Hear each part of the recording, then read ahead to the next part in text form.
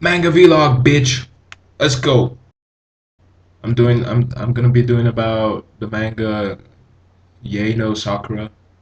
This girl actually lived. Uh, it's a it's her fucking name. Yeiko Yamamoto. Yeah.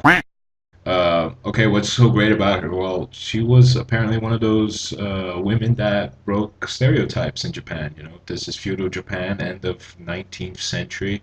It was just opening up to Western influences, so very conservative society. And the story's basically it becomes it takes place during her childhood and it follows her up to like sort of her young adult years. And Ye is part of a family of military instructors who are part of, well, obviously they teach Bushido to the uh, feudal lord of a province called Aizu. I don't know where the fuck that is in Japan, but it's probably somewhere in the middle of the country.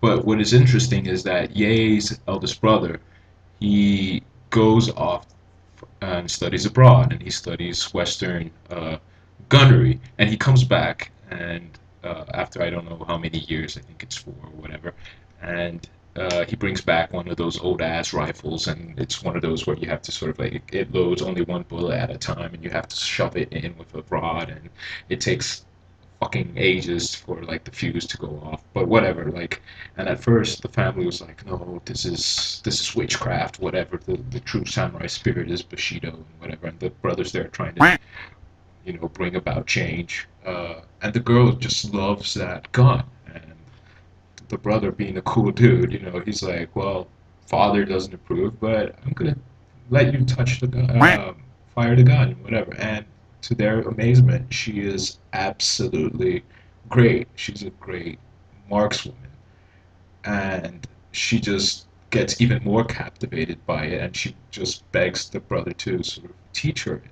And the brother does this secretly, but there is absolutely no consent from the family that the girl should, Ye should do this, and the whole story revolves around the fact that what is expected of women in Japan at that age, like what is their societal role, and she just wants to break that because she's one of those typical tomboyish girls, and instead of her being like prim and proper in her little uh, kimono and taking sewing lessons and tea ceremony and whatever, no, she's just raw. She's out there trying to beat up boys and fucking great, but as the story progresses, she has that sort of difficulty in sort of like finding herself and trying to break the mold of society and trying to tell other people that no, she is much more than that. Um, don't want to give too much spoilers, but uh, since this is feudal Japan, uh, it starts there starts becoming there starts a civil war happening in sort of like the middle of the story, and this is in her sort of like when she's 16, 17, and whatnot. And what is great is that she ends up having to take arms, and this is sort of like one of those stories where like she helped um, her province not get completely overwhelmed by by the Civil War. Like her feudal castle where she lives with her province gets under siege, and they're completely outgunned, outmanned, and whatever. But she's just out there like, no, let me take it. Like I'm gonna bust those bastards. Like she it's just great, dude. Just people, dude. Whatever. Obviously, there might be women among you, girls watching this, so like people watch it, read it. It's a quick read. 12 chapters. For me, it took me a while because I only read like a chapter a day when I can read. Because fuck, life gets in the way. And, yeah, pain in the ass. God damn it. Fergie, what's good? Fergie's my editorial assistant, so like he's gonna help put up some jazz in this video. I'm gonna put some. Well, fuck it, I can't even get the.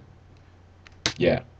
Yeah, the art is crisp. Fergie, put it up on screen now. Um, yeah, but as you can see, fucking awesome art, man. It's like it's just crisp. It's very showy, but I think it works for it. The one reservation I have is that sort of like they gave Yeiko a sort of like really light colored hair. Um, okay, I get it that it's sort of like it's a sort of so you can sort of single her out amongst the crowd. Everyone else has fucking black hair, but I still don't think that. I don't know, just didn't do it for me. It's got a variety of styles in it. It tries to be funny, sort of has those chibi moments. The character development isn't so strong. I think the fact that Ye already as a child, you see that she sort of like does her own thing, and she's very sort of independent. And she's strong-willed, and she's just a nice person, but she's sort of sometimes misunderstood. Uh, the other characters, yeah, you get to know a little bit about them, but it it really is sort of like they are secondhand. Uh, they are in sort of like the they come at a second moment within the sort of the plots. It mainly focuses about her elder brother, some of her other siblings, her father, and her elder brother's friend. Who, yeah, it, it pretty much sticks to that little group of people.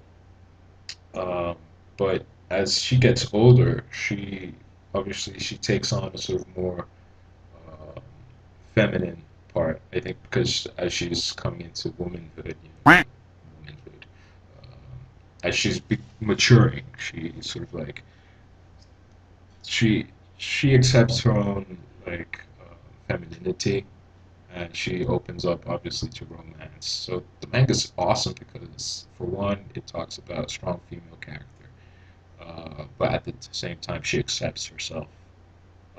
Two, it's it's got a bit of history, so like fuck it, you're learning a little bit about the country passively, but fuck it, you're learning. I think it's just all rounded. You know, it has a little bit of romance, has its funny moments, has its really serious moments. Like it is tragic. Do not get me wrong. Um, this manga is pretty tragic, and the fact that it's based on a real person, I think that's thumbs up. You know, I don't know. I think I'd give it a 7, considering all those things. What did not work for me was the fact that it kind of just sort of ended. So much so that at the end there's sort of like a little 2, 3 pages that say it's sort of like the sequel of what happened to this girl. Because um, yeah, it just, dude, it's like I would have wanted it maybe to have like maybe 2 or 3 more chapters just to give it sort of like that rounded off finish. But fuck, you know. To put it succinctly, it's like a girl, feudal Japan. So it's part of history. It's got her trying to break stereotypes. It's got like the war part. It's got the politics. It's got the romance. It's got the I don't know what to do with my life, but it's just a nice quick read. So if you're wanting something that it's not too heavy, not too deep, but somewhat interesting, and not that sort of too superficial, then yeah, give Yei no Sakura a go. I thought the art was crisp. I thought it it could have gone a bit longer. It needed that rounding off, but actually, in hindsight, maybe it doesn't. Probably that's what gives it its sort of bittersweet aftertaste. You know, I mean, some people might dig it, some don't. I kind of dig it, but you do feel empty inside.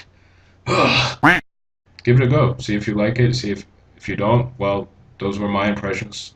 You can yell at me later in the comment boxes, but yeah, hope you liked it. See you next time. Peace out. Ooh, that was nerve wracking. No, I'm not doing a fucking second take. What? I didn't say hit subscribe. Wasn't too inviting. Well, fuck you.